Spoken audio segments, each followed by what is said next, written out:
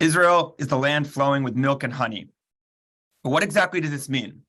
And can this phrase actually teach us anything in particular as we reflect on Israel turning 75 this past week? The end of this week's Torah portion, Achrei Mot-Kedoshim, actually contains one of several instances of this famous description of Israel in the Torah, though it's really the only time in the book of Vayikra that it appears. And in the context of this week's parsha, the idea that Israel is a land flowing with milk and honey really suggests a sense of distinction. The pasuk says, "Va'omar lachem atem tirshu et admatam, va'ani etnena lachem lareshet ota." I, says Hashem, I'm going to make sure that you possess this land, Eretz zavat chalav u'devash, a land flowing with milk and honey. The verse states that Hashem has granted the Jewish people this beautiful land. It's so bountiful, it's so blessed that it's overflowing with resources, with milk and with honey. And the commentator Ibn Ezra summarizes this very succinctly, saying, quite beautifully, Ein kamoha, there's nothing like the land of Israel. And probably this is the most popular interpretation of the phrase flowing with milk and honey. And there's really a lesson to be learned from it. To be sure, Israel can indeed be like no other land, and the Jewish people are certainly blessed to be able to live in Israel and build a state there. And this blessing of the land of Israel makes the Jewish people unique and special.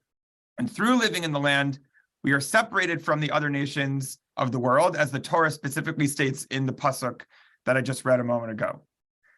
But there's a second, and really, in some ways, unexpected message to be found behind these words. In order to understand them fully, you have to appreciate the ancient Near Eastern context in which the Torah was given. The Ugaritic god Baal was believed to be responsible for fertility and abundance. And an ancient Ugaritic text actually states that this god, Baal, made it so that the heavens rained fat and the wadis flowed with honey. In other words, the description of the land being one flowing with milk and honey is really not unique to the Jewish people. The word for milk in Hebrew, chalav, actually is very similar to chelev, or fat.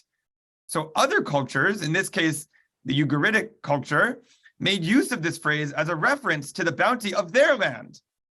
And the lesson to be learned from this interpretation is maybe a surprising one. Even as we might consider our land to be unique and special, we must also consider the opposite. We are just like any other nation. But really, one doesn't need to look at ancient Near Eastern texts to hear this message, because even the earliest Zionist leaders made clear that Israel was not only meant to be a unique blessing, but also completely common, just like every other country. In the Declaration of Independence that we celebrated this past week on Yom Ha'atzmaut, David Ben-Gurion, the first Prime Minister of Israel, says,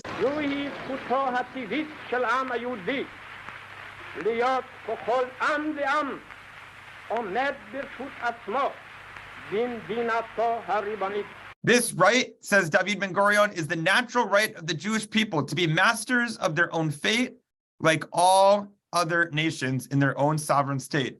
This commonality in its own way is a blessing, to be able to live like any other nation in the world, free from the pain and the persecution and the suffering that characterized so much of Jewish history before 1948. Of course, it's also important to remember both of these messages, as they're both blessings. Yes, Israel is unique and special, and also, at the same time, it is like any other nation in the world. When I could try to end this Dvar Torah with a poignant reflection of my own, it seems very fitting to turn to David Ben-Gurion's inspiring words. He says, two basic aspirations underlie all our work in this country: to be like all other nations and to be different from all the nations. These two aspirations are apparently contradictory, but in fact, they are complementary and interdependent. We want to be a free people, independent and equal in rights in the family of nations, and we aspire to be different from all other nations in our spiritual elevation and in the character of our model society founded on freedom, cooperation, and fraternity with all Jews and the whole human race. Amen. Shabbat Shalom and Chag Atzmaut Sameach.